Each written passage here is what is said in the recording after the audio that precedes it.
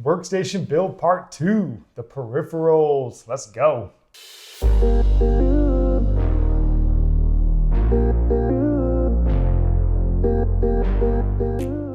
Yo, what up YouTube? Crash Wilcox, and this is sort of part 2 of my workstation build. So if you didn't see the first video, that was kind of going through the actual PC components and a few benchmarks and stuff. So go check that out up here in the description, or just scroll through the old videos, you'll find it. But this is looking at the peripherals. So the way this video is gonna work, we're just kind of run through some of the, or talk about the extra completion of the build, monitors and keyboards and such. And then we'll kind of take a look at what the full workstation looks like. And then again, stay tuned for the follow-on videos if you care to see more in-depth sort of gaming and content creation benchmarks for the full build. And also I'm going to have a follow-on video looking at basically a by 8 and a by 16 performance comparison for my GPU. So if you're not sure what I'm talking about, go check out that first video. And yeah, go ahead and like this, subscribe to the channel, hit that notification bell so you don't miss these follow-on videos. I would appreciate it. All right, let's get into it. So the first thing up here is the monitor. I'm not going to have the boxes up here because it's a large monitor and it takes up a lot of space, but you'll see it here on the screen. Went with a 32-inch gigabyte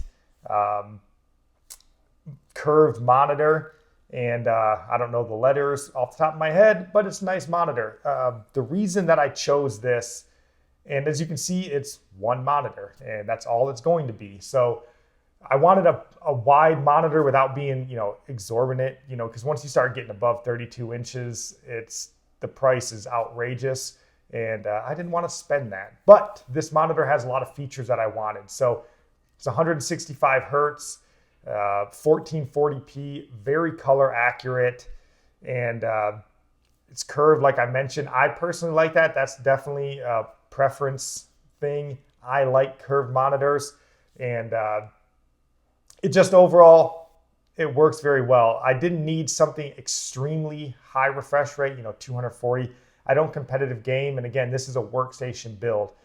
The only reason why I really wanted the high refresh rate is it does make video editing and stuff smoother, I think, when you're running through a timeline and stuff like that. And I do game on this as well, so I wanted some high refresh rate features, and this will do all of that. And the color accuracy is important to me, and it also has plenty of connection ports, as we'll see is important as we go through this workstation build for me. So that's the monitor. Very happy with it. And next up here, we have the mouse and keyboard. So for that, we went with the Logitech MX sort of master series, I guess, here. And as you can see, we got the MX keys here, MX Master 3 here. The only thing that's not up here, and you'll see when we get to the actual full build, is the speakers, and I think they're MX Sound or something like that, but it's all in that master lineup. The reason why I chose these, so first off, I'm a big Logitech fan. They make great products, and these are no exception. So I'm not going to go through a full review on either of these. Those are out there on YouTube. Go check them out. The only thing I would tell you is just believe them when you see them. This is not the most gaudy keyboard. There's plenty of keyboards and stuff out there that you can see and they just look high end. This one is a little more subtle, right? It doesn't have all the flash that a normal, like high-end gaming keyboard would have, but the reviews, as you'll see if you watch those, they all sing its praises and believe them. This keyboard is amazing. The typing experience, the keys feel great. The build quality is great. Just the only issue that I have with it is the Bluetooth connectivity is a little bit tough to get connected, and it has a unifying receiver. It still took me quite a few attempts to actually get it to catch, but once it did, no issues there. It is a wonderful keyboard. And again, this is a workstation build, right? So I'm not too concerned about latency or anything like that where wireless keyboards might have some lag. Not concerned about that. I wanted something that had a great user experience, kind of typing and that sort of stuff. And then also it comes with the Logitech Flow software, which you'll see is important as we go through here. And what Logitech Flow allows you to do is connect multiple PCs using this one keyboard and this one mouse. So you don't actually have to like switch your Bluetooth settings to a different computer. You can just drag the mouse to the end of the screen and it populates on a different computer. So that was very important to me here because I don't want to have 3 different mice on my desk or 3 different keyboards. Just one keyboard to rule them all is what I wanted. And then the Master 3 here, just a really nice mouse. Again, Logitech Flow was great.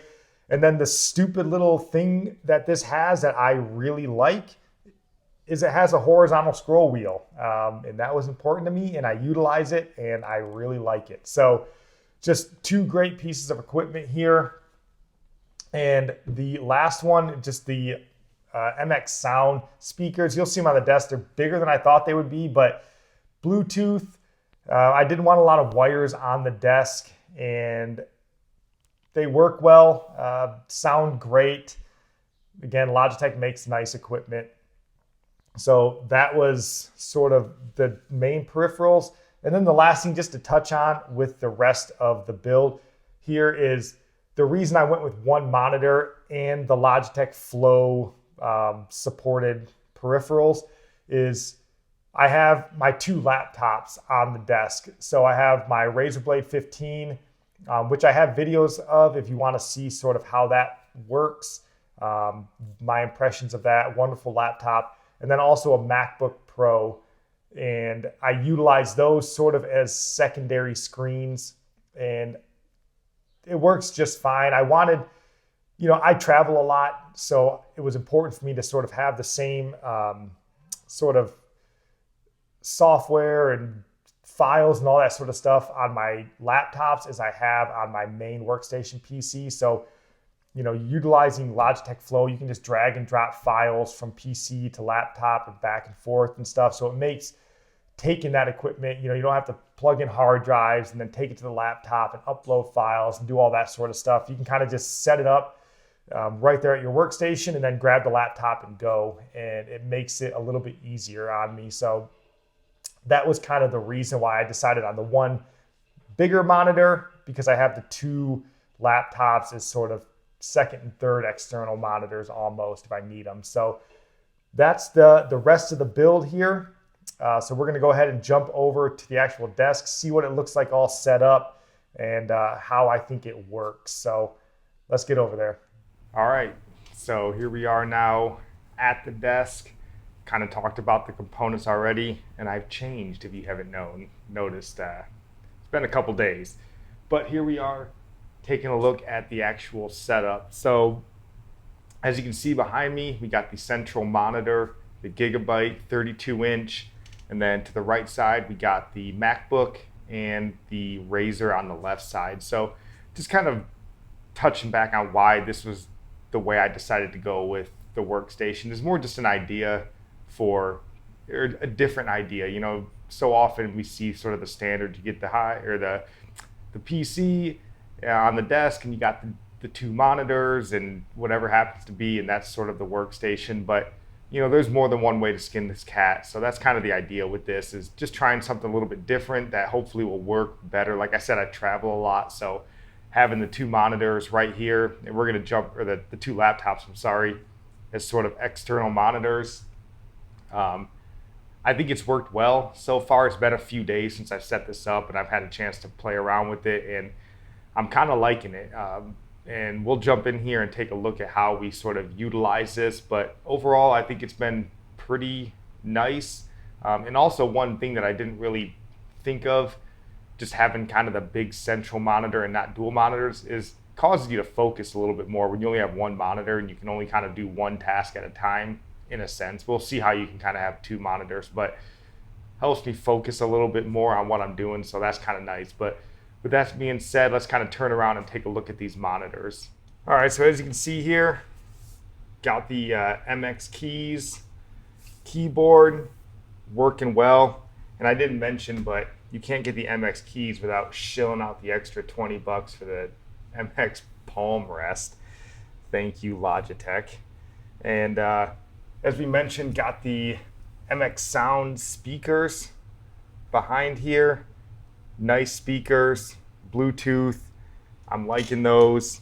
And then obviously the MX keys mouse. So as I mentioned, you kind of have to focus on one screen, but you can see here I have the MacBook Pro pulled up. So got the MacBook set up with HDMI to the screen. Also have the Razer set up with HDMI to the screen. So very easily, you can jump back and forth between dual monitors here if you need to. So we got the Razer blade pulled up here, dual monitor, but then also if we need to go to the main desktop, which is where I'll spend most of my time,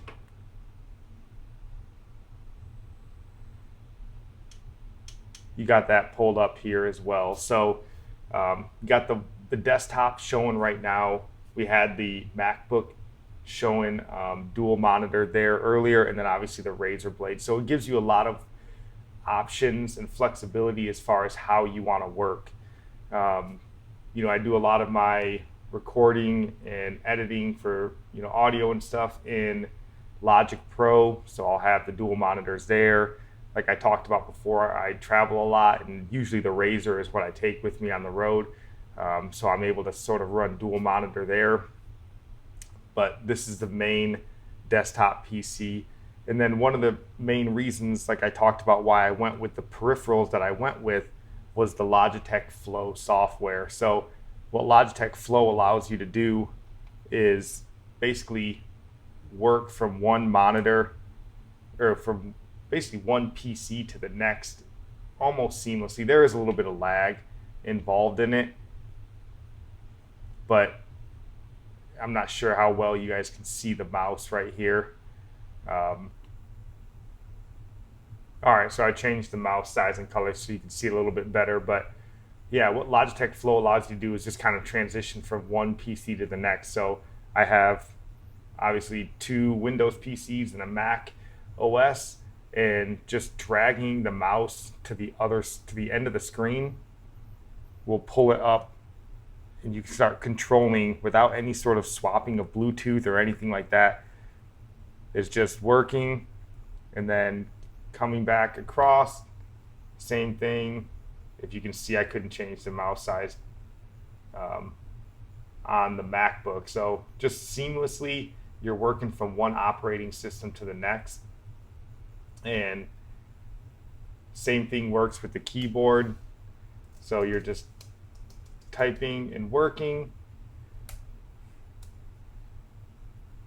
Now we're here on the desktop, just typing and working.